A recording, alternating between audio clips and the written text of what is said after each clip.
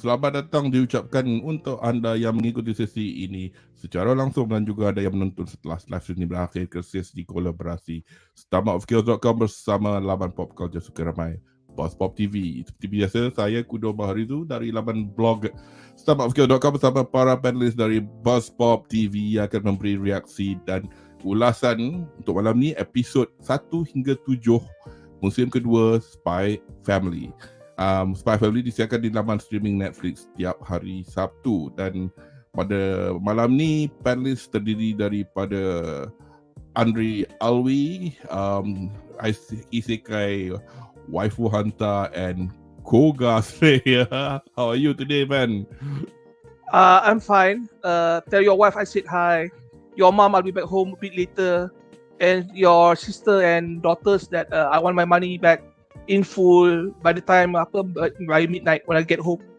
Gila, as usual. Dan seperti biasa, we got kaki adik kita, Shazli Berikan. How are you, man? I doing well. Sorry lambat. Tadi ada masalah biologi. But that one dah settle. Masalah technical biology. Okay, man. So kami kembali discuss pasal SPYxFAMILY. Kali ni kita ke musim kedua setelah the last episode session kita orang buat pun was back in 2022, sometime about this year. This time this year.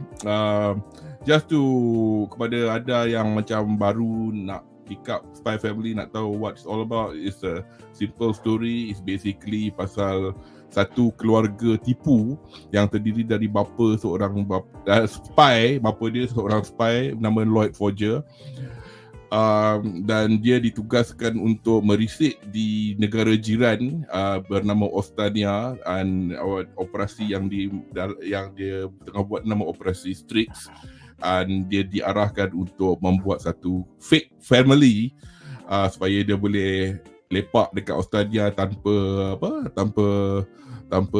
dapat syak sangka daripada kerajaan Australia. So basically he's based in a hospital. He's a fake psychiatrist in a city called Berlin with a T, macam Berlin, Germany, tapi ada T. So dia ada anak tipu nama Anya Forger, dan juga wife tipu dia nama Your Forger. Tapi unbeknownst to Lloyd, anak dia tu telepath, boleh baca read minds, and fake wife dia tu assassin. And then yang bestnya, Lloyd dan Yo tak tahu anything about the other two people, but the funny thing is Anya tahu bapak dia spy, dia tahu mak dia pembunuh. So hence the shenanigans that ensued in season 1, kind of introducing the characters, and adalah a few I mean the biggest thing in season 1 was for Lloyd to get into contact with the main villain lah, so to say, dalam operasi Strix ni. Tapi banyak orang masa start SPYxFAMILY ni ingat cerita ni pasal spy lah. Oh, nak tengok apa jadi kepada operasi Strix ni. Tapi over the months, bila tengok baca manga dia dan tengok anime dia, it boils down to sebenarnya ni sebuah komedi keluarga yang berlatar belakangkan operasi Strix. So kepada siapa yang nak full on spy action, mungkin akan disappointed, tapi action tetap ada, tapi banyak juga cerita-cerita kelakar bodoh macam budak ni buat mental kat sekolah ke apa sebagainya. So anyway, so now kita ke season kedua,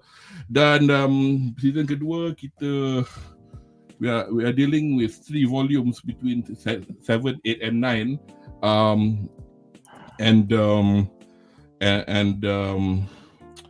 Jangan cakap cara Tetsuya Endo, mangaka dia buat cerita ni is basically as I said, cerita ni masalahnya dia bukanlah spy action genre, dia berlatar belakangkan spy punya mission tu.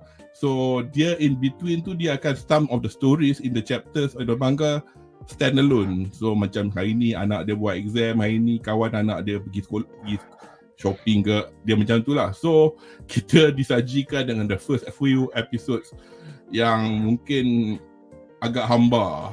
Tapi sebelum kita orang nak continue on, just a quick rundown. I think Anri mentioned to me just now apa lama kelamaan, I mean to some people Spy Family mungkin menjadi sedikit, as I said just now, kalau you dah expect dia cerita spy, dah macam cerita ni cerita keluarga ke. So it might be a difficult thing to follow, especially when you have good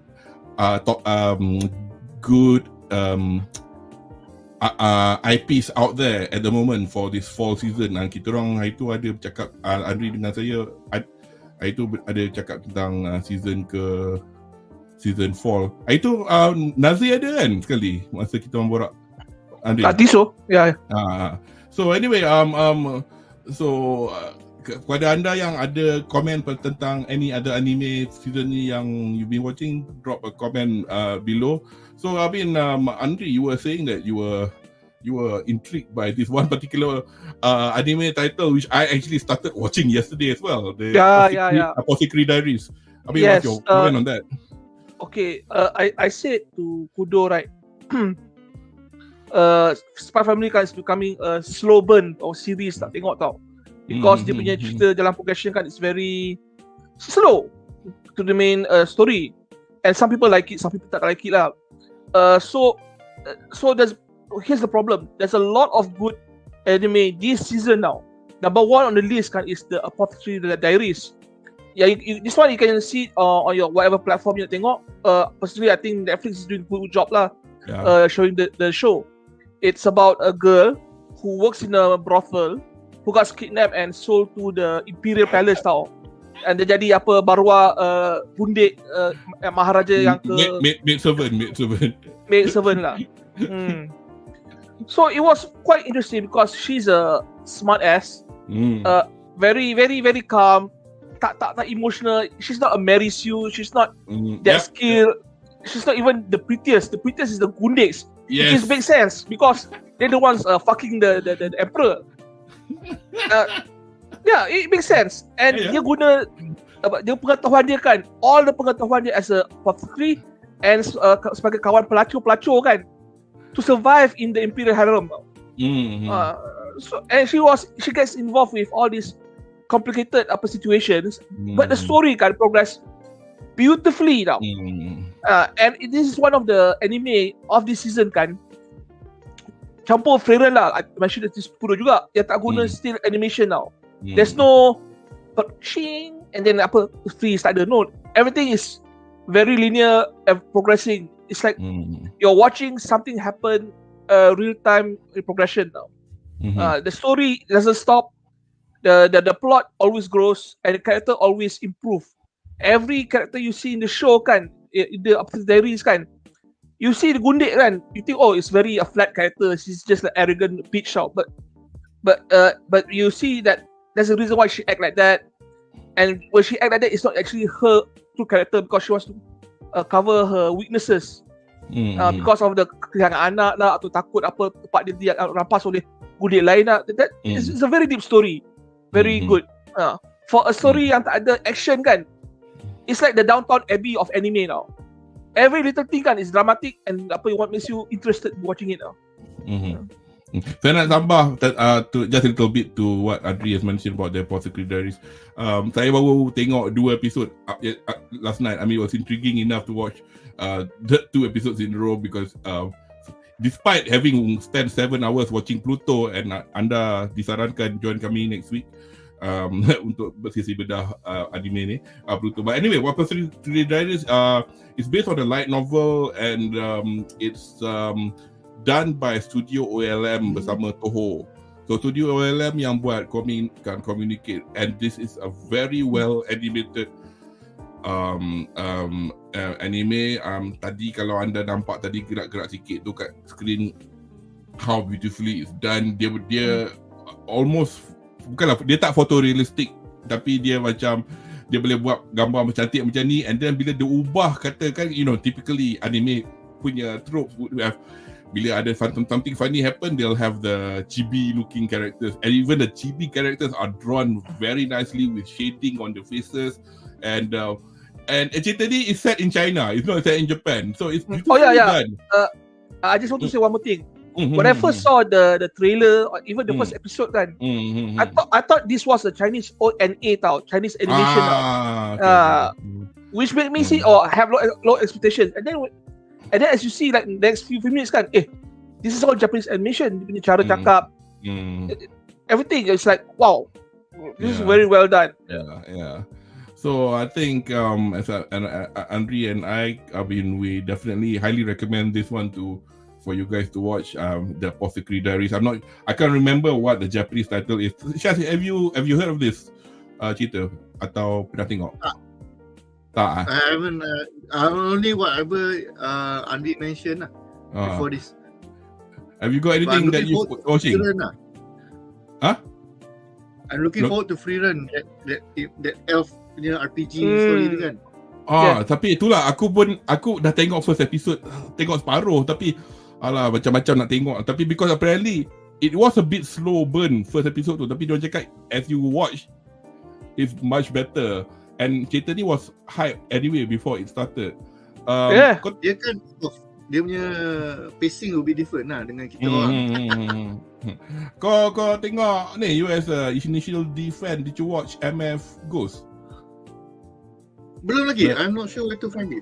Yeah. Anyway, MF Ghost okay, jap. Nanti I will look. Anybody in the chat kalau tahu, tolong put down in a comment to tell us whether or not you got to watch MF Ghost anywhere. Saya tengok kat Crunchyroll, but let me just check on quickly on Netflix, because bukan kadang-kadang depends on the show. You can, yes, MF Ghost is on Netflix. Kalau tak ada di Netflix Malaysia, kalau anda ada VPN boleh tengok dekat yang Jepun punya version. Tapi satu benda je saya perasan, setengah show dia kalau cerita tu popular baru dia bubuh subtitle English. So kadang-kadang kalau tak popular dia subtitle dia Jepun je. Kalau because tengok dekat ni kan, tengok unfortunately if you have a VPN pun tengok kat Jepun tak ada subtitle. So but saya sebagai somebody yang tak pernah tengok, I mean tahu apa benda Initial D tu, tapi tak pernah tengok atau baca. It's actually quite a good introduction to the genre if you want to watch it, because it is actually written by the guy who wrote Initial D. Ya, asal tak keluar kan? Nak tunjuk gambar je. Yes. So alamak, sedih muka.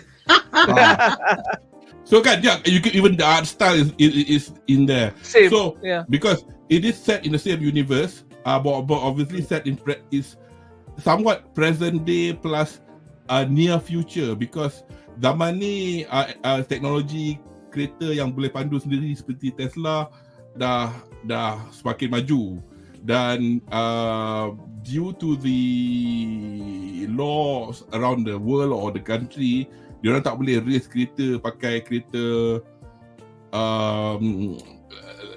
yang biasa lagi. Tapi for some reason you can drive these cars in the same dekat gunung dalam Initial D tu.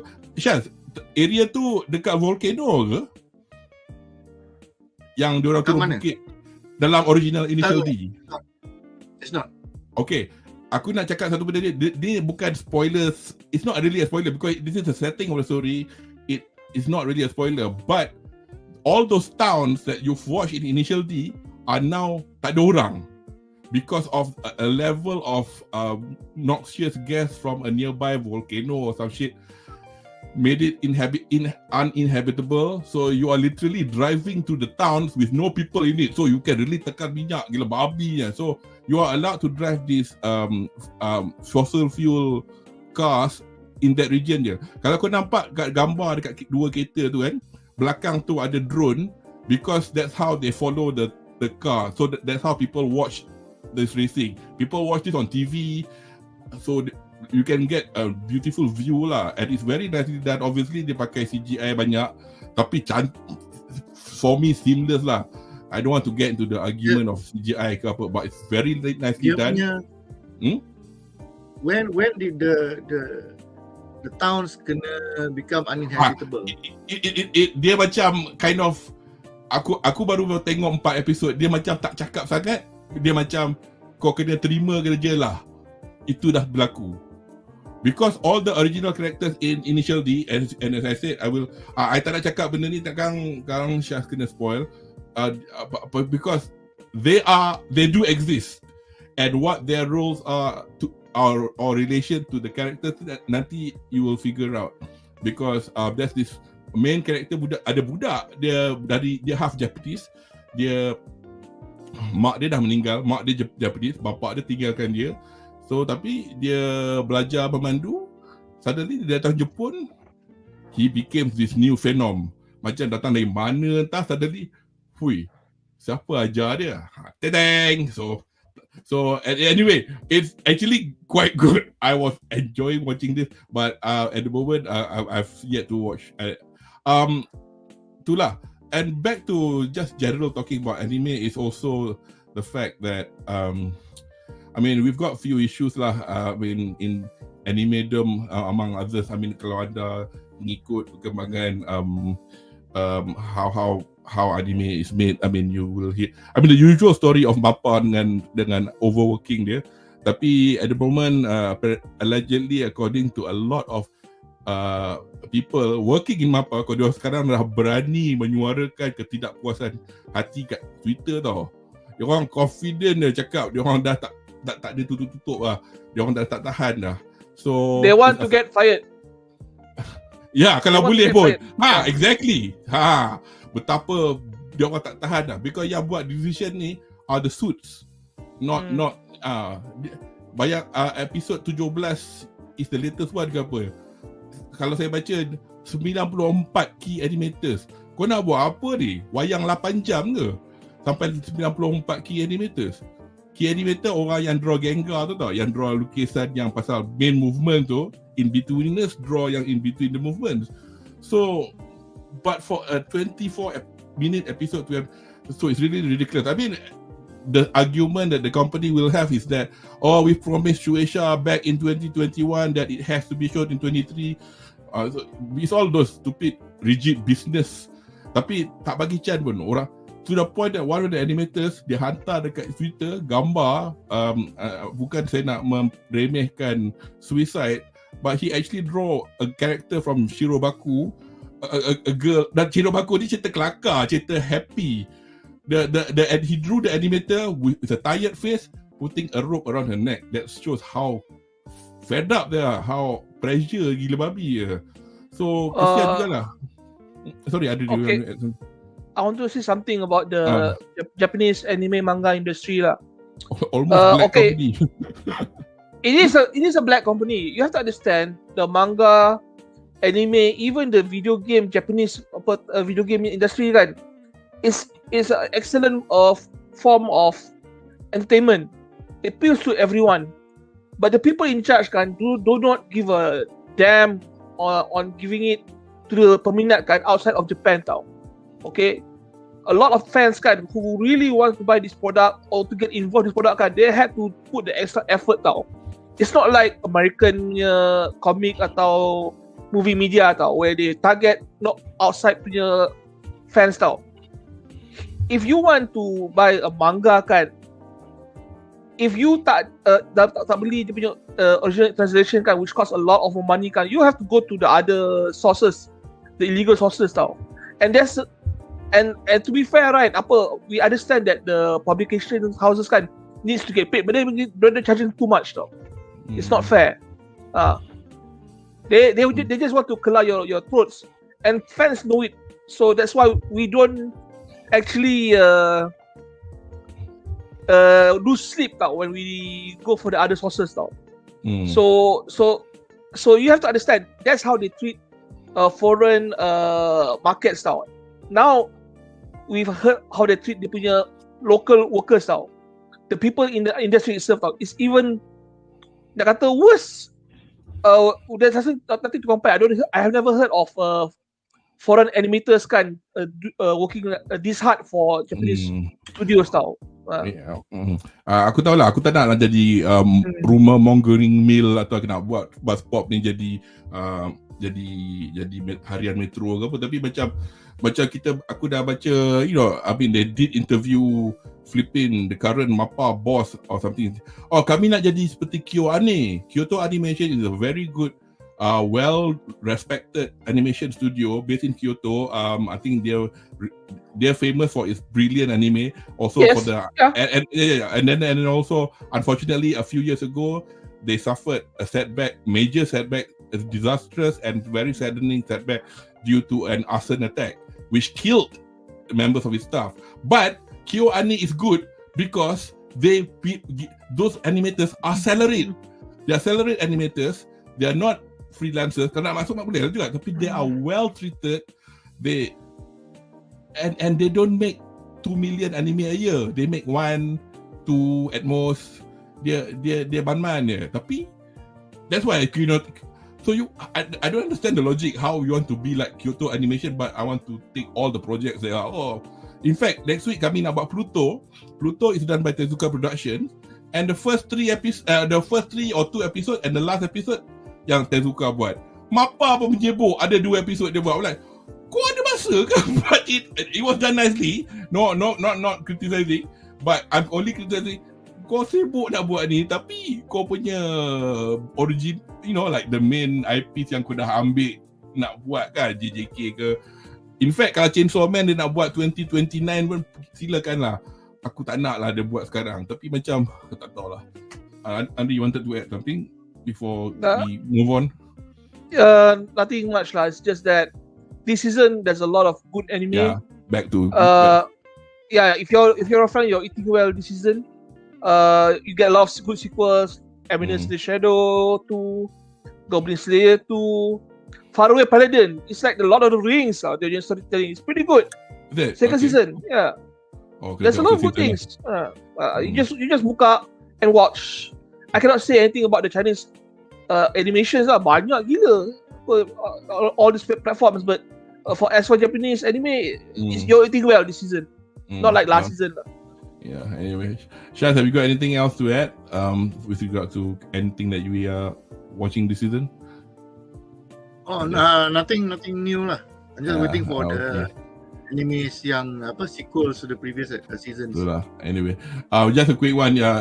Yonko Kaido, if this is your first time watching it, sometimes we actually talk kalau rubbish. We just talk over before we start with the session Bedah with current talk lah on anime, and this time it's Mampa punya alleged upcoming meltdown, and Scarlet Paul Haya, Anya is back, of course.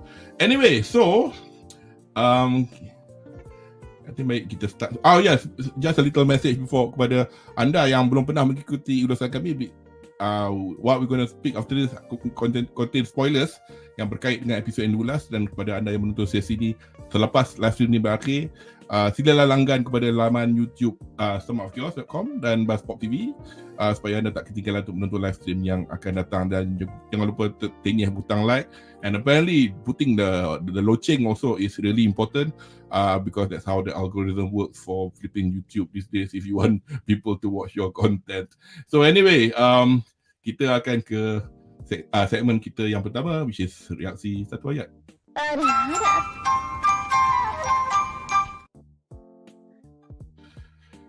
Alright, reaksi satu ayat. So, I mean, saya punya reaksi satu ayat is, well, actually, seperti saya cakap tadi, segmen season kedua ni bermula dengan 4 episod yang ada what look like fillers, but how Endo does his stories. Unfortunately, there will be story that will look like fillers. So, in a way, it made people like, filler lagi. Tapi in the same breath as well, you can't have it spread out because sekarang the main storyline yang ada action akan diganggu oleh episod yang ada filler. So I guess that's how they do it lah. But apa reaksi satu ayat anda with regards to this new season? We'll start with Anri. We'll start with Shaz.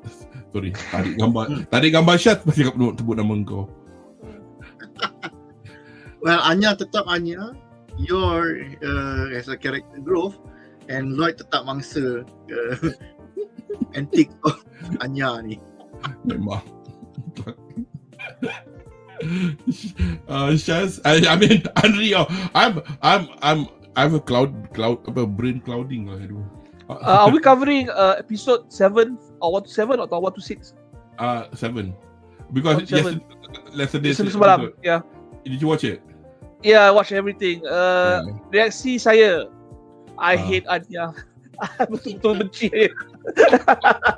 Kalau kau dah ada kan, hari aku drop kick dia. Drop kick, rock bottom, pile driver, Olympic slam, semua saya buat. I become the Asian mom, tiger mom, semua. Suruh dia main piano dan buat karate dan buat ballet dan belajar jadi medicine. Not because she's stupid, because she's manipulative tau, okay? Manipulative. Ingat macam mana dia boleh hidup all this while dalam apa? Orphanage tu. So I mean, as I said before, I mean, it did start with a few ni, tapi I think we'll get on to it lah. We'll get on talking about this thing, and so we'll go to the first soalan yang pertama. Right. So soalan pertama, which is basically as in short, episode of fillers di antara episod 1-4. Dalam kebenciannya, was there any light at the end of tunnel for these 4 episodes, Anri? Yeah, the luxury boat segment was pretty good actually. There was a mixture of comedy and no. The first 4 episodes, the filler ones. We'll talk about. The filler ones. Yeah. Yes, tak ada. Oh. The first one yang ni, pain in the ass. Okay ah. Oh, the pain in the ass. Okay, that was the good episode. But that one was expected to be one of the filler for like at the end, not the first episode now. Tapi terkejut juga muncul juga akhirnya. Yeah, but that was not because of Anya. That was because of and it was because of yours buttocks tau. Okay. As far as I'm concerned kan, bontot kiri your is better person, human than Anya at this moment tau. Because I care about her buttocks, not Anya. Buttocks. You just imagine kan, dia jaga hati keluarga dia kan, tahan pain dia. But Anya akan buat bodoh dia and then try to get wizard out of her studying. Syaz minat buttock mana? Buttocks. Sebab kata siapa tu? What's his name? Ade Forrest Gump. Buttocks. Aku rasa actually the filler episode they should have made it into a single or 3 episode punya OVA instead. And release it kan. But dia macam it's a bit disjointed lah. Usually benda-benda macam ni they just put it like all you have to do is just put it online ke apa ke, so you can watch it there, or just show it as a separate punya slot, 3 episode ni je. Then you can start the season with a banger, which is dia punya the entire journey dia orang nak naik dia punya ni the cruise punya ship. Cuma aku rasa mungkin tak cukup episod kot. I think that's you are exactly right. Yeah, because if they do OVAs and whatnot, because they don't have a wealth of episode chapters to convert, and then less we want them to start writing their own stories. I rather not lah. Okay, this pisses me off because they can make these OVA type episodes 3 episodes, and they don't want to make 3 OVA episodes, but they can actually make 1 full length movie out coming out Christmas tau. Yeah, White Mission. Yeah. So I've got a slight issue with that film as well, but I will mention it later on because it's more I'm trying to tie it with what we are watching after this. I mean, for me, I was expecting I didn't expect to show the pain in the ass episode now, but I enjoyed it like crazy. But a few other episodes that I kind of alluded to in our previous Bedah, even the times masa aku mula-mula jadi guest dekat BUZZPOP kan, kita orang mention pasal when we were first introduced to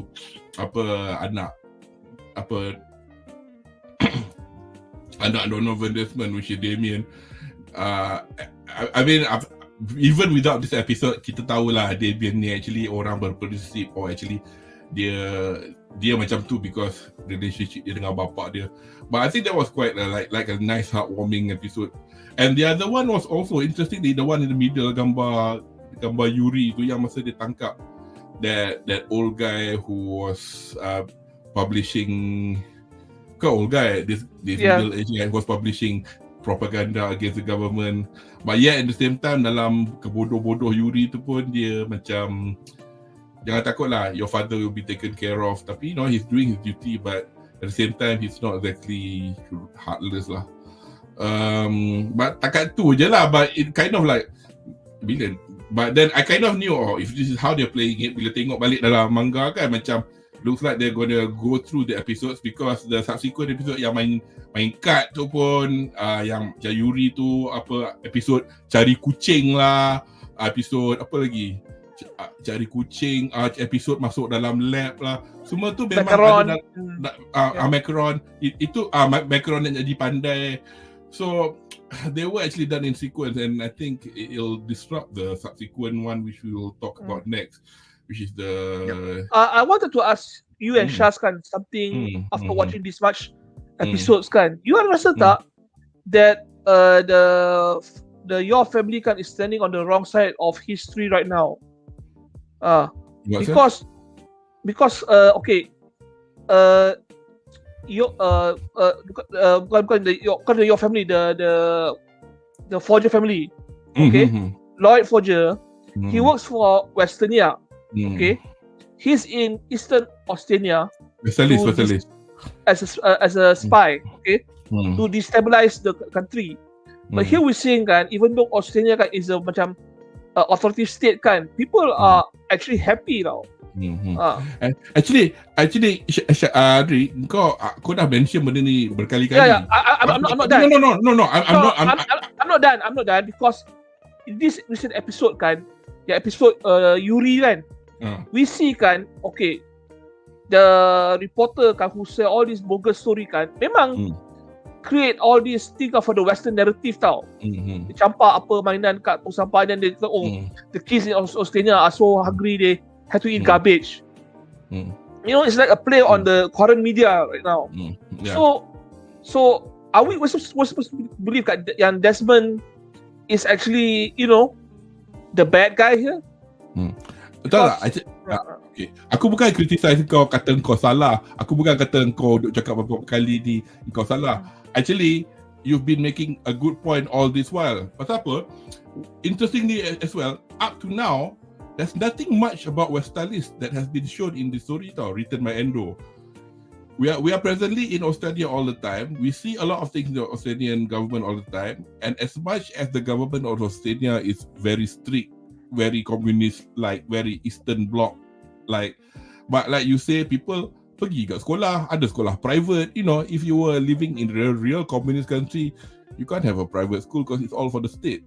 But at the same time, dia punya behaviour dia macam negara yang rightly so. Tapi but I think I definitely agree with you lah. Macam kat dunia kita sekarang, barat tu bukan je 100%, bukan je baik pun, They will cast aspersions on your enemy regardless of how, and they'll do dirty tactics below the belt. Shaz, you got anything to add?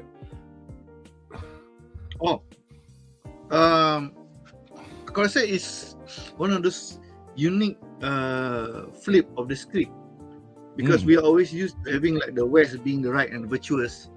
So now you're looking at sebab when we started watching this on the anime, kita made immediate comparisons between West and Germany.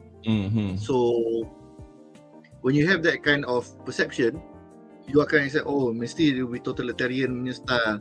But as shown that you can accumulate wealth, you can actually have like you boleh jaga, you can have pets, you can go shopping with branded punya products. Bukan je diorang queue buy bread, nak beli roti pun kena berbaris.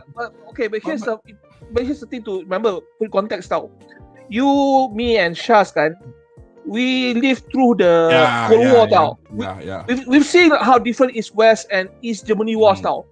And for Australia to become like East Germany kan, it's not like East Germany. East Germany is much more worse. You're right. You're correct. No, that's the thing. So we are being affected by our perception of what we know about East and West Germany. So we immediately thought, oh, this is going to be similar retelling. Walhal, I think the author took bits and pieces here and there, like the super patriotism punya side. Kalau you tengok the most recent episode where post-war, they showed that one of the families punya anak tu kan, dia siap bagi the bread to the future blonde guy tu. Aku tak ingat. But it shows that it's not a one-to-one representation of East Germany. No, it's not. Yeah, but it's its own country. But it's quite good that actually back to the story pun, I mean, dia tak nak translate history kita 100%, tapi I think the point is also to show, although the story is set from the family that is being led by a spy of a so-called righteous country, any side has their own stories lah, and nobody's perfect. I mean, kau ingat kau dari Westerlist kau lah yang baik segala apa, tapi sama je kau. I mean, there were a few comments from that. Caleb tanya, where is Becky? Betul. There should be more Becky. Dia main kad itu. Ada Yoko Kaido cakap special episode for 1 hour. Yeah, they could have done all this like a special episode or like a web episode, but I think we kind of agreed just now lah yang apa benda tang tu apa tak cukup episode because very sorry. You see, I want to echo Caleb Paul tau. We want to see more Becky because one, she's a better character, cuter character than Anya. And second, kita tengok macam mana goda Lloyd. We just want to see this lonely character kan go miang with someone that's like 20 years older than her. Anda perlu bersabar.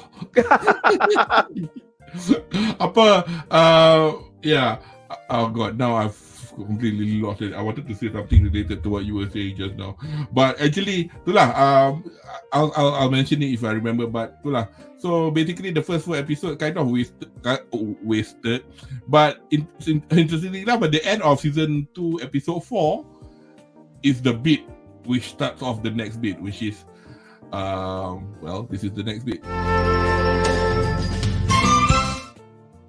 Yup. So apa every time dia orang buat visual key visuals, they do like this 16:9 poster, and then for some reason up to episode yang terakhir ni sambung. I just wonder if they're going sambung anymore. So I'm not sure whether they actually have a name for it. I just call it the cruise holiday arc. And here kita bermula dengan apa, akhirnya setelah menunggu 26 episod dan juga menunggu quite like up to the seventh volume of the manga, we are introduced dengan muka, dengan nama sekali, majikan kepada Your Briar atau Your Forger, di mana mereka terdiri daripada sekumpulan assassin, group bernama Garden, dan yang diketuai oleh bos dia yang code name dia Shopkeeper. Shopkeeper dia dalam first episode dan juga chapter manga yang kita jumpa dia tengah gardening, which is kind of like a metaphor for basically garden as if the shopkeeper is like a gardener. Dia biasalah kalau dia nak cantikkan sesuatu garden tu, dia ini kita cantas, ini kita buang, tapi yang ni kita simpan, dia mengikut keadaan. So samalah juga kalau So basic, if I'm not mistaken, what I've read is yang ni dia bukan dengar cakap kerajaan Ostania sangat, dia dengar cakap the shadow, macam biasa orang cakap hidden hands. I mean, anda sure pernah dengar perkataan hidden hands kan, maknanya, atau what's the word state, apa? The shadow state. Shadow state kan, benda-benda yang macam kalau kat US ada kerajaan, tapi sebenarnya ada kerajaan bawah kerajaan yang sebenarnya dia orang lah yang the military industrial complex. Dia lah yang mencaturkan segalanya. So kalau aku tak puas hati dengan presiden sekalipun, aku nak kau bunuh dia, buat macam dia langgar kereta ke apa. So itulah kerja Garden. And Garden ni dia punya member dia semua gempak gila. Dan dia orang cakap satu ahli boleh tiaw like say a platoon of well-trained soldiers. I mean, you can see from the pain in the S episode, you only have to send your briar. But anyway, we'll start with Shah's first impressions about this organization, as well as the boss. What are your thoughts on the shopkeeper and his minions and his troop of assassins? It's too short lah, dia punya introduction. But we understand that we'll see him again lah, insyaAllah kot. Mana sure. Most likely we're going to see more of dia punya interaction. But I'm actually looking forward to more of the adventures, the joint adventures with garden operatives. But kalau kita tengok the garden operatives, not everybody is top tier assassin. Ada yang support punya crew. Wait. Okay, just a quick ni sekejap. Di episod ni Garden punya operative dua orang je. Pakcik tu dengan Yo je. Dia punya manager. Yang tu je. Yang dua orang tu are just like people from the actual city council. They know nothing. Dia orang macam punya group lah. So pakcik tu dengan Yo je. Ada two Garden. Dia just dua je. Yang that makes it anyway, sama. Itulah, I mean, it goes to show that dia punya the fact that dia jumpa Yo, belum apa-apa dia terus swing and attack at her. Goes to show that like, well, kalau you dah jadi staff and you died, that means you were not capable to be our agent anyway lah. It's like, wow, that is such a very what do you call it? If you fail in my simple test macam ni, you memang gagal, you dah tak layak. So if you dah tak layak, you mati kot. You mati kot.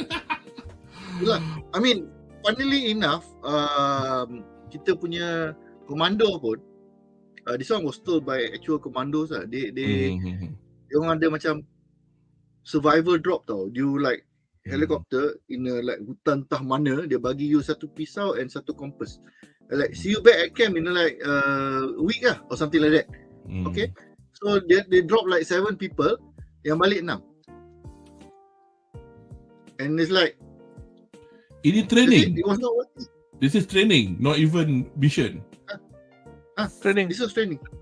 7 people were sent out. It's just that you just find your way back to camp. Either he takut or he gave up or he's dead. And it's like, well, he was not worthy to remain a commando. Simple as that. Aku like, hati kering korang.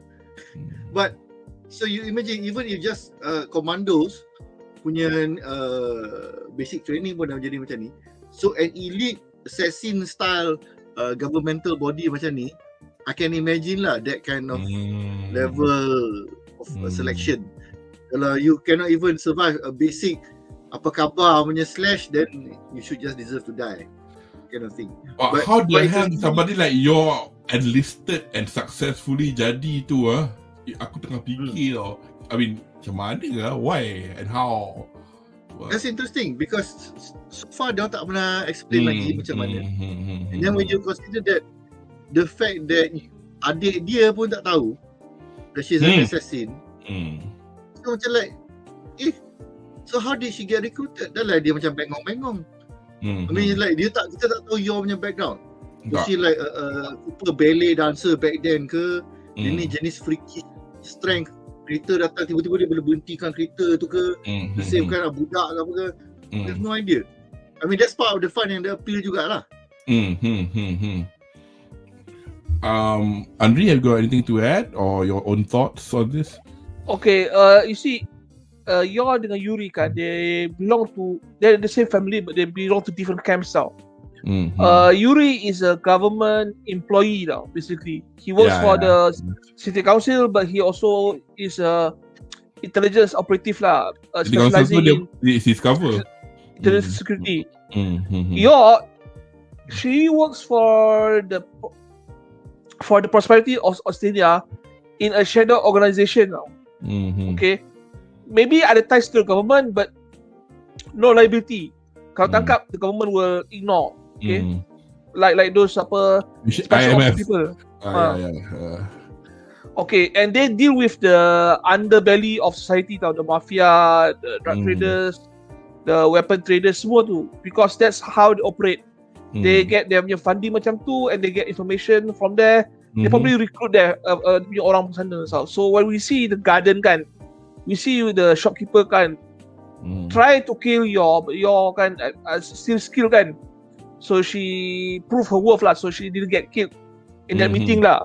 So we can see kan that this organization kan, they don't actually care about their punya members tau. Everyone is disposable. Even the shopkeeper himself is disposable. I was surprised it was a he, not a she. I thought the shopkeeper was going to be female now, an older female. And the manager kan, he looks like one of those handlers kan, who became a field agent tau, like former KGB type of person tau, you know. He was a spy during his young time, and then when he's old kan, he slowed down, but he still have skills. So he's get to call in to handle the important things lah on the field. So sorry. So it's a lot of like macam I don't know if you're familiar with Le Femme Nikita type of story. It's like that. It's like that. So they belong to two different camps. Okay, it push come to shove kan. If Yuri tahu Yor kan is involved kan, he may arrest her for her own sake now. Good luck. Good luck. Lagi tu, I mean, something I don't know whether you agree with this or not. I mean, for the shopkeeper to be so like that, I mean, he is a character that I think you have to really be wary of. Dia tahu Yor dah kahwin, and the test nak tengok Yor sejak dah ada family ni, she's still as sharp as she was, you know.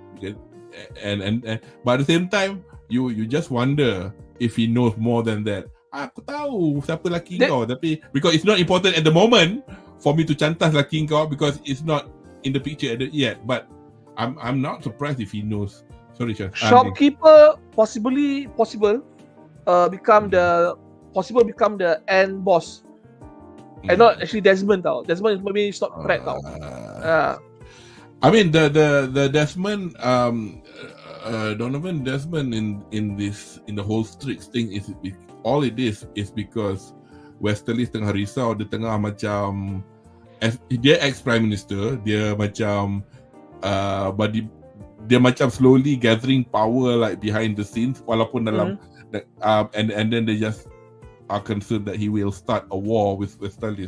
So that's the Operation Strix punya ni. Tapi macam as much as that sounds like macam penting, tapi it's not as penting as, I don't know, like Garden, that, as you say lah, tengok the current mission pun, she's protecting some mob wife kan, because as far as they're concerned, if the mob in the past has provided them with assistance and all that, they're honor lah. Maybe somewhere down the line kan, Garden kan is dia bertugaskan is kill Donovan, so that there's no war between these two countries tau, to maintain the peace tau. Yeah, because there are bigger things at stake. And Shaz, anything else to add for this first impression, or you're happy with that? Oh, asking me, tak ada. Tak ada. Okay, so that's our first impressions.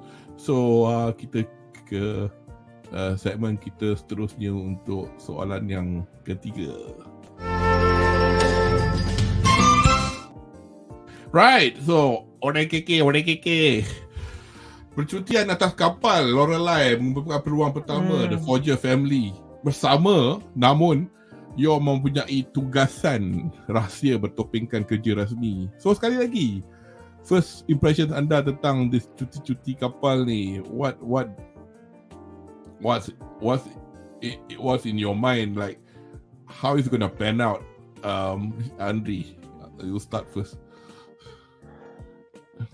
Originally I thought it's going to be,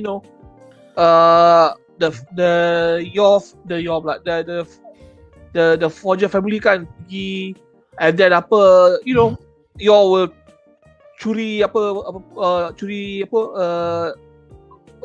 hilangkan diri, try to do her mission, and left Lloyd dengan Anya tanya mana pergi you ni all time kan, but no, they decided to do another approach lah. You is on business, and these two won because of pure dumb luck. She cheated. Yeah, exactly. Mana ada luck. And then tengoknya because yelah bila dapat tiket free, dapat third class. Third class. Okay, fine. Sorry. So Anri, go ahead. If you have anything else to add, go ahead. Oh yeah, but you tengoklah third class for that ship kan. Wow, it's pretty good. You get to eat at the second class punya table. So, yeah. Syaz. Aku rela tu kalau ambil that winning ticket weh. Yeah. No, I mean it's a fully serviceable bed. Have you travel on the ship before? Aku tak tahan duduk. Aku kena duduk atas deck. Kau pernah duduk deck kapal tak? Not that long term lah. Naik boat pernah I mean like crossing Langkawi tu. Langkawi Tioman. Tapi itu pun aku pening kena duduk luar. Kena duduk atas deck. I mean duduk atas. Aku saya pernah naik ferry yang angkat kereta pergi to Milian kan, and back. Ke Penang. Itu mana ada? Itu ferry. And saya pernah makan on ferry Malaysia masa berlabuh dekat Pelabuhan Kelang decades ago. It was pretty nice actually, because the ship was too big, tak rasa. You don't feel seasick. Yeah. I've been on a ferry from Northern Ireland to Scotland, and it's 3 hours. And it's not a ferry Penang, it's not a ferry Tioman. It's a big ship, but it's not a cruise ship. Yeah. Tak boleh doh. Aku kena duduk atas deck sial. Duduk macam ni. Duduk lah. Kau boleh rasa. Depends on how bad the sea is. I was like, dia slow tau. Dia undulating. Dia pasal kita punya otak tak nampak. Tak apa nak expect kan. So, tu yang pening. Aku tak boleh. So, bro, you have to understand. You're on a ferry. It's probably as big as ferry in Malaysia. But it's on the English channel tau. Yalah. The ferry Malaysia yang saya pergi kan berlabuh kat Port Klang, kat Selat Melaka tau. The waves are not that high compared to other seas tau. Yeah. Tapi yang menarik pasal talking about all these cruises kan. Aku pernah tengok artikel online lah. There was an old couple. They bought like 80 over ke 100 over back to back cruises. And they're just gonna spend their whole life there. Yeah. Going to rumah, what do you call it? Rumah orang tua. Retirement home. Yeah. I swear we go on cruises every week. Like, quite blown away because your room will be serviced macam hotel. Makan free, every day got entertainment, magic show lah. Kau boleh main ski lah, kau nak makan apa-apa lah. Gym pun ada, movie, so like it makes a lot of sense. Aku kalau naik kapal sanggup yang jadi ikut coastline lah. Bukan kan, not like the apa Southampton to New York. Draw me like one of your French women. Okay, tapi what are your thoughts on the crew that on the assassin crew that was gonna look for the widow of the mafia. The motley crew that was Aku sangat suka when they had that assassin meeting. Like, I'm gonna kill everybody who's got a mom and everything. Alah. Somebody like, oh, we are assassins, we're not psychopaths. Kita buang mayat dia into the sea. Betul tak? Wow, this is the assassin group dengan morals. It's like it's not morals, it's professionalism. Yeah. Don't do extra work. The work ethics. Even the guy with the swinging chain punya weapon tu, dia only fikir I need to kill everybody here. Kalau tidak aku susah. And then suddenly when Anya it's like, now what I'm going to do? Like, do I really actually have to start killing everybody? Like, wah, dia kalau terpaksa je dia akan buat. He's that good. And dia terdesak bila lawan dengan Yor macam like, kenapa perempuan ni kuat gila kan? So like, why can't I get to her? Okay, I mean up to date we have already a few deaths, but since you're on the screen now, Syaz, dalam I got soalan actually question 4 dah apa, show ain't over tapi adegan kesukaan anda up to now daripada tugasan Yor, which one's your favourite? Actually, aku paling, there's 2 parts but I will pick one. Because the second one involves Anya sekali. It's the part when Anya tepuk tangan that this is a circus act. Basically, fight lah. Because it reveals 2 important things. Dia punya skill level is so high, and yet she could not detect that guy punya bloodlust until the very end. So that means the opponent that she's fighting pun bukannya calang-calang, sampah. That means what a number of high-level assassins came on the ship. That guy dah lah dengan scar dia, dengan weapon dia besar gila. Where the heck did he hide that weapon? Right? So the fact that that guy can hide his ability for so long, attack on a sudden from nowhere, and she immediately reacted. Dah lah, I'm just providing illustration while you talk. Tak. Sialah. Aku dah cakap. Yeah. So bila Anya tepuk tangan, it shows one or two things tau. Satu, Anya ni sebodoh mana dia pun, she tries very hard to be of use to the parents punya job. So like even like kalau katakan kita tengok jam yang dah mati kan, once a day, twice a day we show the right time. So this is one of those moments where Anya punya brilliance, her IQ actually like, okay, I know the right thing to do and I actually agree with it lah. Kalau tidak memang banyak benda bodoh dia buat macam Anri kata. Yeah. Like, itu satu. But I like her doing benda bodoh anyway. So okay. Oh yeah, I like it also. But once in a while, I like to see her outperform herself as a budak because she thinks she's an adult. Tapi dia budak, dia tak sedar diri tau. The second thing aku suka is the fact that Yor tertanya-tanya tau, am I slow, am I what? Tiba-tiba when dia realise anak dia in danger, mata dia merah, sampai the guy with the like, terus frozen in fear tau. Terus terus kena ikat. Didn't she throw her dagger through the door to hit the assassin yang disguised jadi room service waiter tu? Tak ingat. Mati kan? Dia throw happen, but the crew kan, but it was actually an ice pick tau. Yeah. I mean, the death was pretty gruesome if you think about it. Yeah. Anyway, it is gruesome. Yeah. Right now sekarang ni Yor is at stage of rediscovering herself. Sebab dia ada the scene when dia tengah resting up kan for the finale. It's like, what am I doing all this for? Am I slowing down? She is doubting herself. Yeah, and which is the title of the actual episode. Yeah. Okay, walhal dia punya is because of her time in peace that she is doubting herself. But her feeling of protection, protecting Anya and Lloyd, because as far as she's concerned, Lloyd ni is just a doctor. Dia tak tahu anything about dia punya skill ni, kan? As far as she's concerned, that will actually make her a more, how shall we put it, a better assassin than when she had nothing to protect.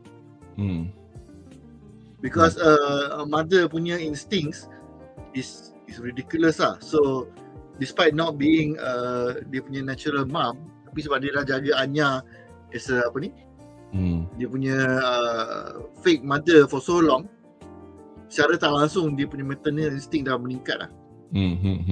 Apa aku nak quickly jawab Yongko Kaido ni. Yongko is related pretty much with Shaz's discussion. Mental Anya kuat, you bunuh orang depan matanya pun dia tetap boleh tahan. Tapi on one hand Yongko, you kena fikir juga yang was quite clever to disguise his death by making him breaking his neck pretty much at the same time when they bowed. Kan dia bow dekat audience kan. So dia macam Ahmad Chain tu mati ke? Tak salah aku. Atau dia kena chain up je? Tak salah aku dia mati. Kalau tak mati pun, tapi dia masa dia bagi tidur pun Mamat tu lah. Because sebab dia hentam pressure point Mamat tu, dia paralyzed for kan. Because at the same time pun if kalau mati pun the manager will dispose of the body easily lah. You got Anri, you got your favorite your action in this episode. I don't think there's much action happening tau. They fight but nothing spectacular so far lah kan. Fair enough. Dilawan dengan Seth and Sickle, Barnaby tu was the most challenging fight so far lah, but there was no question that yours going to win lah, especially in public tau. The thing yang saya suka kan is I was proven right among these three family members kan. Kan, the assassin, the killer, the pembunuh has the best conscience kan among the three tau. Dia terfikirkan, can this be my last mission tau, because I do not want to do this anymore tau. I have a family now, I have responsibility, I do not want them to get worried, I don't want to kill people, I just want to, at this point she's questioning herself, she is questioning her actions, her past actions, her future. It's like she is wrestling with her conscience. Lloyd macam dia tak soalkan what he's doing tau. He kills, steals, sabotage for his country, and he doesn't question this. He's like I want to say Captain America, but even Captain America kan, we read the recent comics kan, he question the government juga tau. But Lloyd tak question dia punya orders. And Anya kan, okay, dia tolong your cover kan, not because she cares about your punya safety. She cares that kalau Lloyd nampak dia kan, Lloyd akan tahu, your ni is a assassin lah, let's cancel this whole family project lah, get rid of Anya, so no more family. So she's manipulative, she's saving her own ass by covering for tau.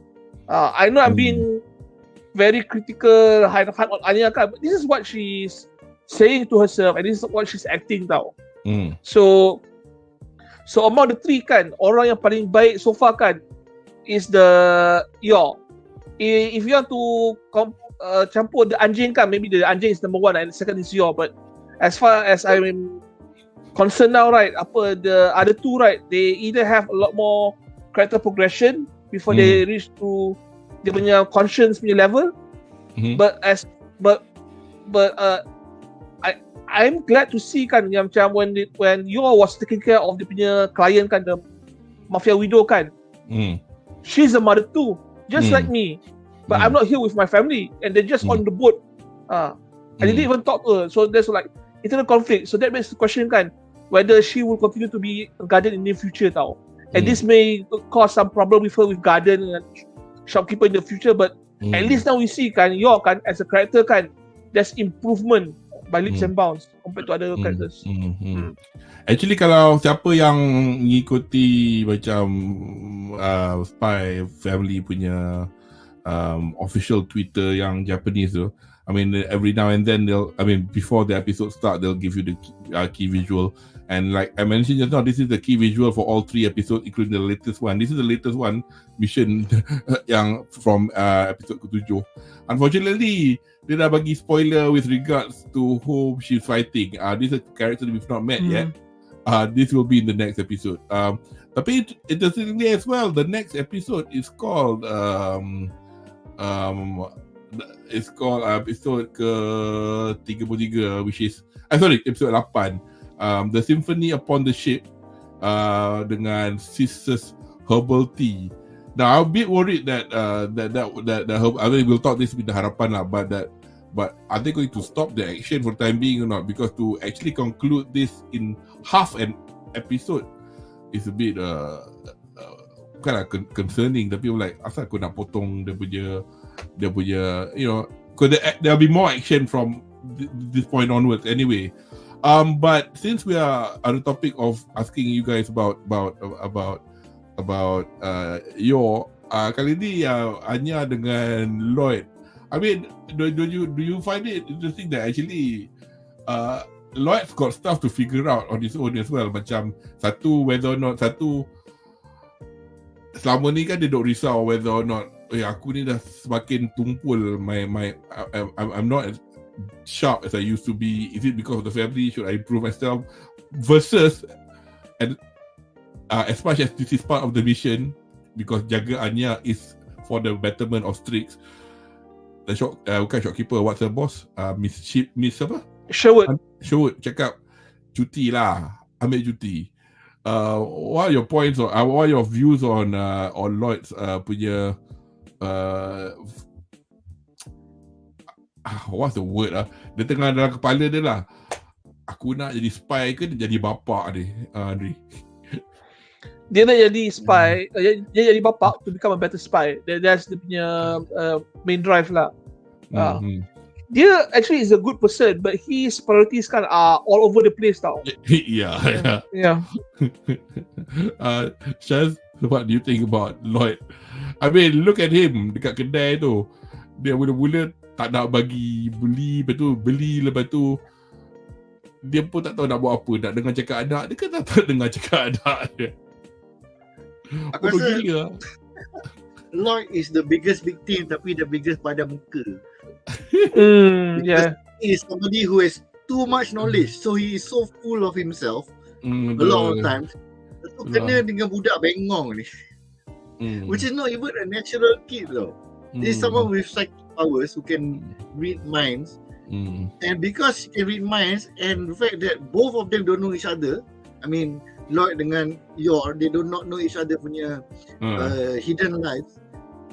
So she reacts in ways which is like not even a standard budak. Dia baca buku banyak macam mana pun, it's like macam budak ni pelik sial. Aku tak faham. Lepas tu tiba-tiba muka dia dah lah Anya ni, her face is very animated.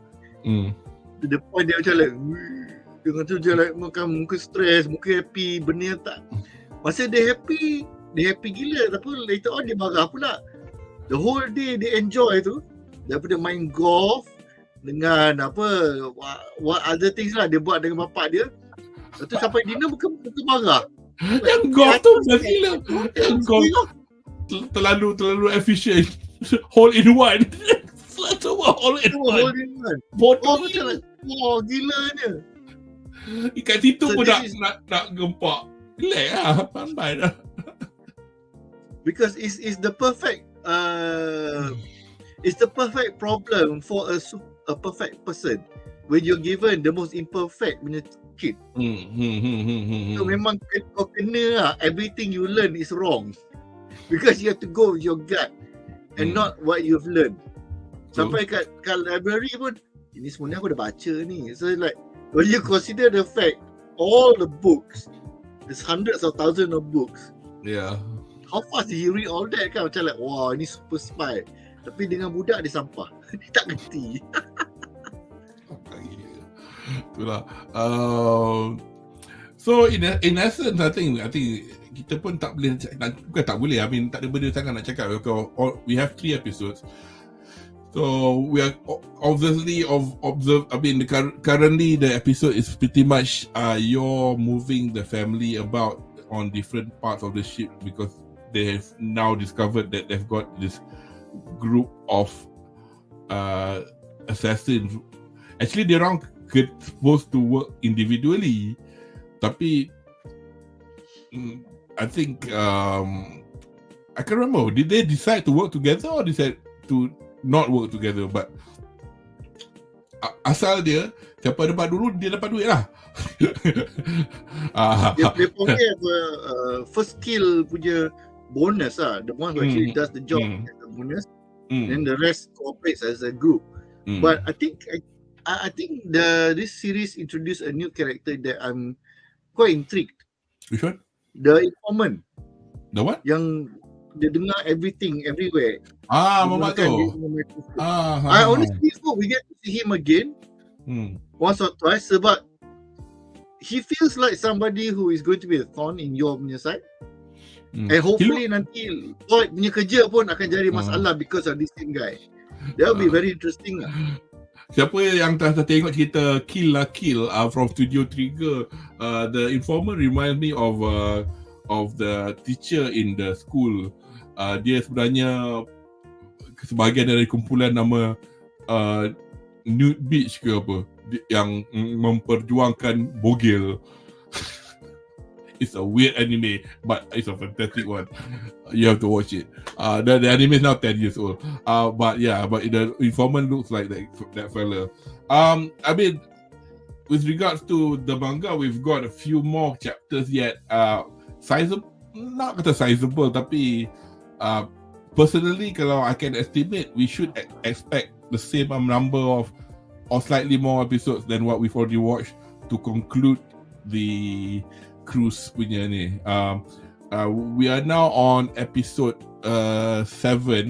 So okay lah, episode 5 habis 5 more episodes, but bearing in mind they probably end it again with another filler or because I'll not say anymore. But talking about manga, kita ada soalan daripada Yonko Kaido sekali lagi.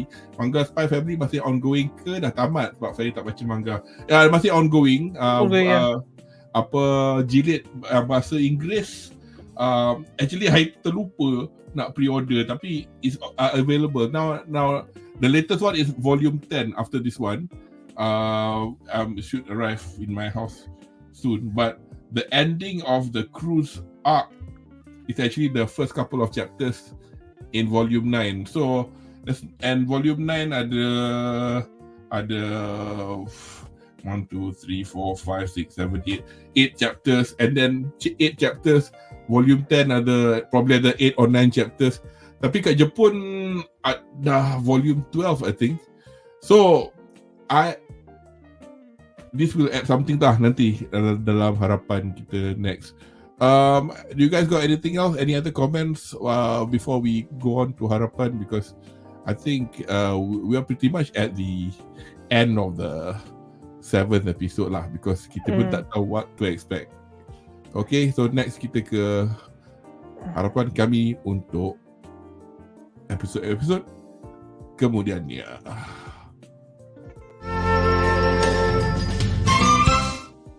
Okay, so harapan. So saya punya harapan is obviously it's like as I said, likely to end with the cruise ship arc. But because tadi kita sebut pasal at the end of the year, masa Christmas, kita akan menonton wayang bernama Code White. Dan masa saya mula-mula tengok Code White punya announcement, I was thinking, wait a sec, another a holiday film? So it's like, aku dah tak expect season 2 ni nak cover the cruise ship punya holiday. So there's and bahagian tu wayang ni dia tak ada dalam manga. So dia orang kata so tak canon lah, tapi nak kira tak canon pun susah juga unless Endo decides as an author that what's going to be in the film will be canon. Because cerita ni ditulis oleh manga itu itself, so dia bukan bagi orang lain tulis. So itulah, tak tahulah kacau ke tak dan holiday lagi with holiday with shenanigans lagi kan. So harapan anda Syaz for the next, in fact we probably go do one more session lah, the finishing of this season next. I'm hoping to see, of course, the end of the cruise ship missions. I'm hoping to see your dapat resolution lah to dia punya newfound resolution of what she's doing her current job for, whether it become more of a mother or more stronger assassin or whatnot. And kedua, I'm hoping to see the next Tonito. And what's the Tonito dengan Stella dengan Tonito kan? Because we haven't had that in a while. Yes. When it was the initial focus, so hopefully it ends with one of these before the season ending. Funny that you mentioned that. It'll be after the cruise. It's not a slight spoiler, but slight kind of like kasih you. There will be a kind of a mini arc. It's not a filler lah, but a mini arc that involves Stella's and Tonito's bolts. It'll be quite interesting to watch. So we'll have that. So tapi dia tak membawa cerita ni forward dari segi streaks lah. So I guess whether people, as I said, if this is a spy film, then that'll be a total filler. But since we have said Endo didn't make this as a first on as a cerita spy, tapi on the background of a spy mission, then perhaps this is fair game lah as a main plot. In fact bukan plot pun, because there are a few mangas macam Keon ke apa kan yang sebenarnya dia tak ada cerita pun. Keon tu, kalau aku tengok siapa yang menonton anime Kyoto Animation from about 10-12 years ago, Keon is basically, kalau buka manga dia, kartun 4 panel, macam surat khabar je kartun. Yang tu satu cerita, dia macam pendek-pendek lah, dia macam you can put together to make it a story. Sometimes dia buat lebih sikit to make it a story, but it's something like that lah. Some mangakas are like that. Harapan Anri untuk episode it's going to be concluded by next episode.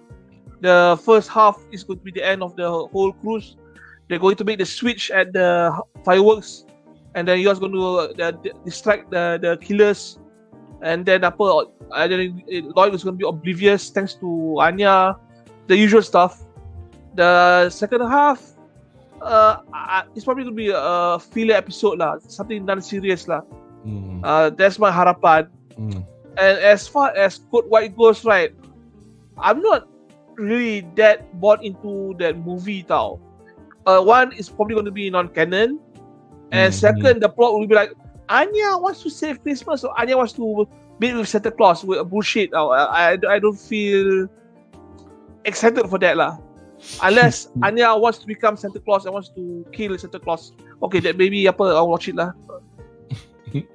And so not going to happen. Tapi itulah, that's what I think I have kind of semi-alluded to what you mentioned just now by next episode, because the Symphony Upon the Ship, gosh, if they're finishing it all in one, even if it's done in 20 minutes with the sisters herbal tea in 4 minutes, takkan dah habis already? Because you've not read the manga, haven't you, Anri?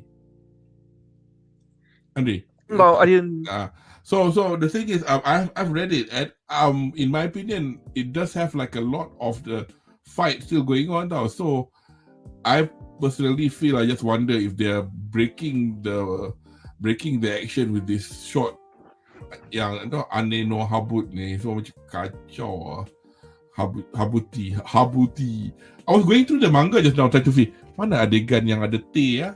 Tak nampak pun. So nanti aku cari lah kalau tapi so let's hope lah 8, 9, 10, 11, 12, that's 5 episodes, and I don't think if you tak jumpa dalam dia punya manga kan, it's probably made for TV pillar episode tau. Kau dah jarak actually diorang, as long as I remember, aku tak ingat dia orang pernah buat TV yang TV sahaja ada, because as much as dia orang macam tambah dia orang edit things like menambahkan sikit bagi cerita tu nampak cantik sikit. which is like the one when they had the castle episode yang Anya kena rescue by Lloyd tu. So we'll see lah how they're going to finish it. Bringing this forward to say, I was just about to say just now, I doubt it. If they do, fine, go ahead. But I got a feeling I've not heard of any announcements anyway that they'll do a core 2 as they did with the first season. I think with the film that they are making, they've already invested so much time and effort lah already. So kemungkinan season 2 berakhir sebegini je, dia tak ada core 2 tahun depan. And I think that's much better lah. You tunggulah sekejap. Nah. I have a different opinion. I think they're going to do a core 2, another 12 episode after December. And then there's going to be like one break, 1 year or 2 year breaks for them to actually put some space between the manga and anime of progression. We had a year's break already between season 1 core 2 and season 2 at the moment. I've not that. Okay lah. Nanti next episode kita I'll do some maps and see whether it's feasible or not for them to do, because between core 1 dan core 2 season 1 they did break for 1 season. Dia tak adalah buat sambung terus macam Jujutsu Kaisen. Dia macam, so they had a good few months off before they had season 2, so they could stretch it a bit. But bukan apa, cerita dia macam tak banyak rasa. Cerita tak banyak, but they need to pandai space out the next arcs kan, because whether you like it or not kan, at least 3 anime series kan will be concluded kan within the next 1 or 2 years tau, if it's on schedule tau. One Piece is on the last arc, maybe it will be ending in the 1, 2, 3, 4 years depending on how much they go to stretch. Jujutsu Kaisen, it looks like it's going to end. And one more, Demon Slayer dah what's the other one? The My Hero Academia. Also the last arc. So for them to actually let's take our time. Let's come back after like 3-4 years or 5 years, like Clash of the Elite kan. You're going to lose momentum. People will hook on something else. So they have to be relevant. I semi agree with you. I mean betul juga. Tapi because macam One Piece tu aku macam I'll take it with a bag of salt, not even a pinch, because that guy may want to probably the end is okay. This last bit of the season is actually 10 years long. Itu baru dia punya anime, manga belum anime lagi. Tapi macam what I'm saying is this, because macam thus far other than the film, this guy Endo tak ada, kalau cerita dia tak cukup, what dia punya manga chapters dia keluar once every 2 weeks, sometimes 3 weeks.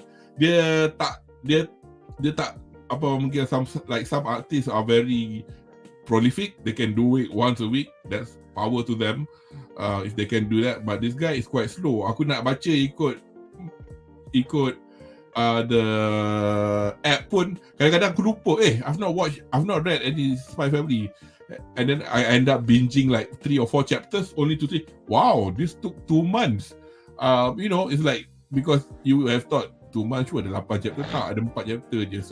So if he, and besides last year's formula also, kalau kita nak kira macam tu, between chapter 1 dengan core 1 dan core 2 pun tak ada wayang. So macam I'm not wanting them to do the season 3 in 2029 or something, but what I'm saying is there might be some space lah before we see the next one. At least even a year. Shaz, have you said anything on harapan? Dah kan? Dah. Nak tengok ada harapan daripada ni. Yongko Kaido sekali lagi. Harap bapa studio kekal semangat dan sihat untuk teruskan season dan episod seterusnya. Susah sikit lah. Kita tengah kesian dengan staff dia. Masalahnya management dia satu hal yang lain. So tak tahulah macam mana. I tak tahulah macam mana. Because kira kan Mamat yang buat MAPA ni, dia dah belah lama dah. Dia sekarang studio nama Studio M2, and Studio M2 is doing the Pluto episode that we've watched. And dia tak faham tau. Hmm. Orang Jepun complaining tau. Ini bukan orang Malaysia tau, ini orang Jepun dengan complain ni tau. So you imagine how bad the working condition has to be. That the Japanese are complaining. Sebelum ni diorang telan je tau. Because kita tak dapat cuti. Kita kena deny cuti negeri pun dah maki lah. Diorang ni kerja beyond overtime dah. Sampai tidur dekat, they are working beyond the western programmer punya crunch punya period. You imagine that? It's crazy lah. Ni siapa ni? Nick ada collaborator kita, BUZZPOP lah. Oh, itulah Banzai. Ni Nick aku. Sebenarnya dia kata Banzai, not the other word yang start dengan K. Anyway. Perkataan apakah itu? Yeah, and that was yang Kaido punya response to the Banzai. The actual response actually to hands up. To so Banzai because Banzai. Ini macam apa? The Black Panther, apa Black Power tu movement tu. Black Panther. So okay lah. For Black movement kan. US. Anyway, sorry. Okay lah. I guess we'll end it on that lah. As I said, so kita dah sampai kat hujung sesi bedah ni, dan diharapkan penonton di rumah terhibur dengan ulasan kami malam ni. So untuk minggu depan, so we are talking Animo Division punya video ni. Sorry korang tengok macam sebulan tapi nak buat macam mana. Saya pun ada day job. and then lagipun episod-episod yang kita orang tengah review ni pun macam not worth. Sometimes dulu kita orang boleh lah buat once a week. Masa tu because Nick memang rajin buat once a week, and then because dia buat daily kan. Tapi at the end of the day, aku fikir we actually make effort to come up with an episode like this, and then to talk about, say episode tu hamba. So macam tak ada semangat. Baiklah aku buat dia sebagai satu soalan and talk about the rest later.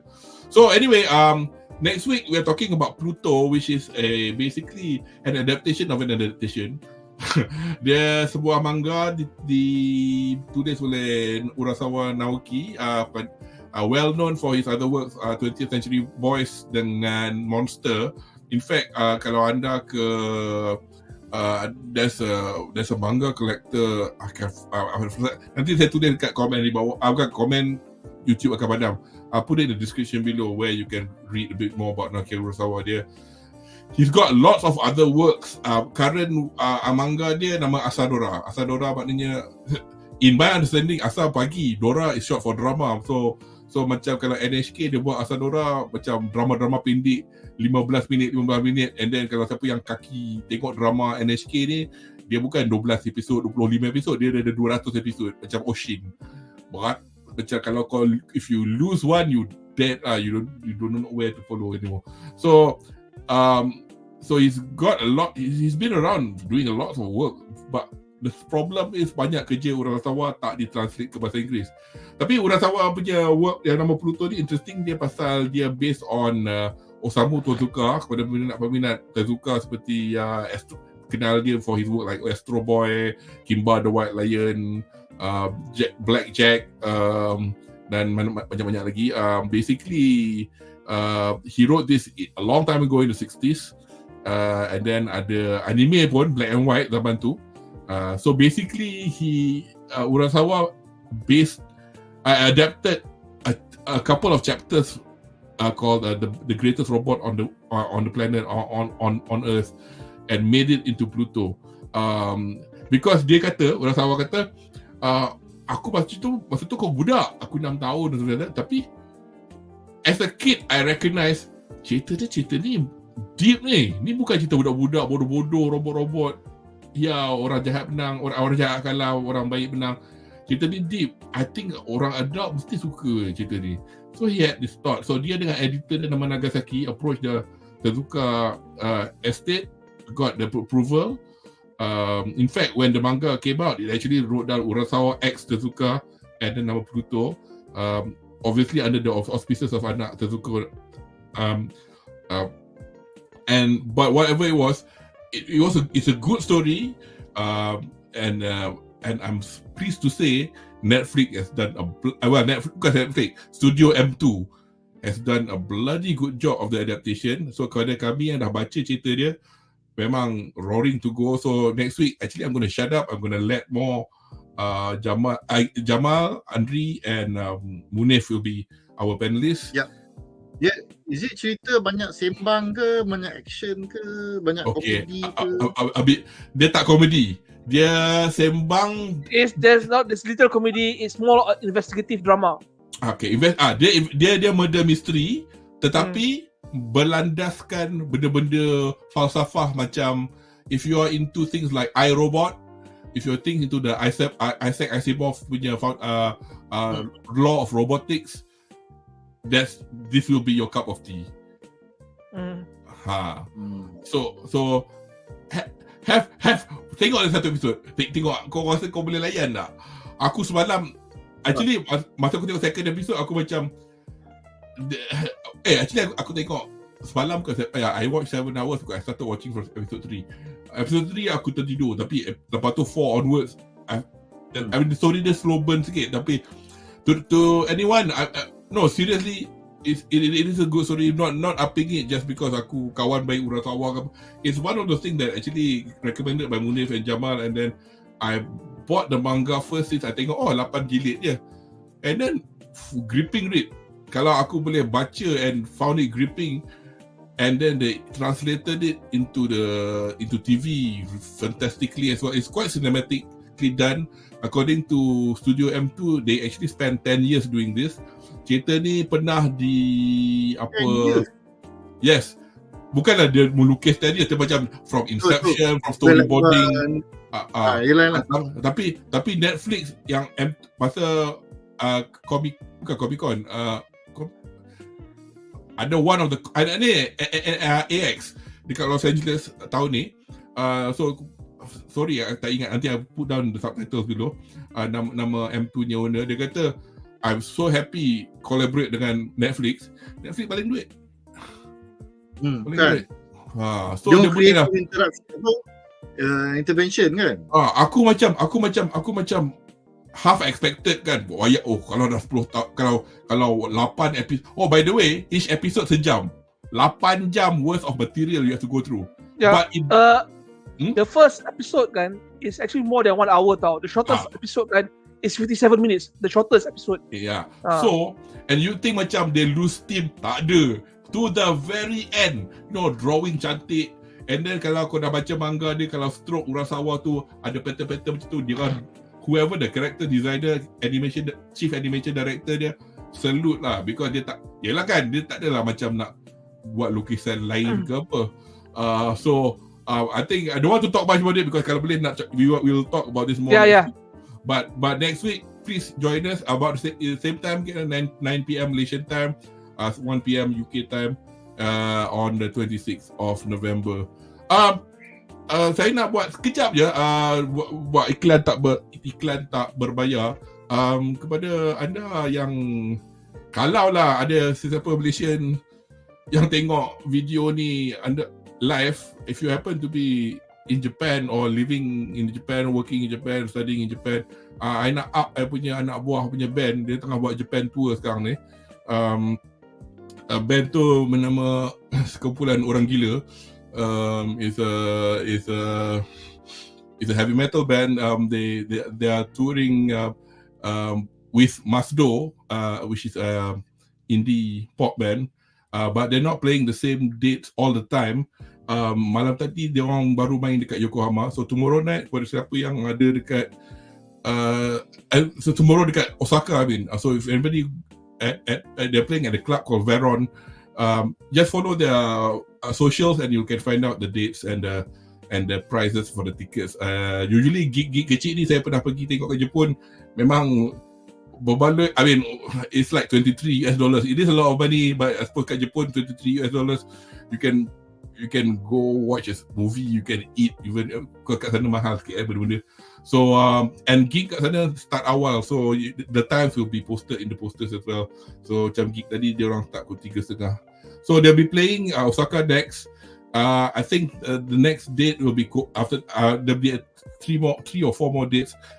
They're playing Kobe, they're playing Nagoya, and they're returning to Tokyo. They'll play a Tokyo date, and they'll signpost as well which gig yang ada Mas Do. Tadi aku tengok lah video sikit, Mas Do pakai all the get up macam they do in Malaysia. And kau bayangkan macam band tu main dekat dapur rumah kau.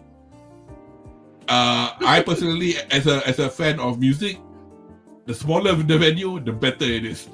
You know, tengok-tengok kat stadium is gempak, tapi aku suka intimate venue. So this is a chance in a lifetime. So anybody in Japan bercuti atau siapa yang bekerja atau berstudy dekat Jepun, jarang dapat tengok band-band Malaysia datang to your hometown. It's like me watching hujan datang Sheffield, you know, which they've done before. You know, so yeah, by all means. So that's the end of my short advert. So sekali lagi, so anyway, just to let you know, nak repeat sekali lagi, siapa yang tak pernah tengok kami punya live stream ni, jangan lupa nak langgan, like, tekan the bell for alerts for kedua-dua laman YouTube kami, stomachofchaos.com dan juga BUZZPOPTV, laman pop culture suka ramai Malaysia, supaya anda tak ketinggalan untuk sesi kami yang akan datang. And also we also keep these videos archived on Stomachofchaos and juga YouTube. Tapi kadang-kadang saya buat video-video pendek yang concentrate on certain topic yang kami pernah bincang. So that'll be on stomachofchaos.com. So you get to watch videos with tema-tema spesifik dari perbincangan yang lampau. So, lastly, terima kasih kerana sudi bersama kami. So, kepada rakan panelis saya malam ini, Sekare Sabah Desta, kepada Anri and Shaz. Thanks for your time, and saya Kudo Maritu Ijo desu. Mata to de. So, see you next week.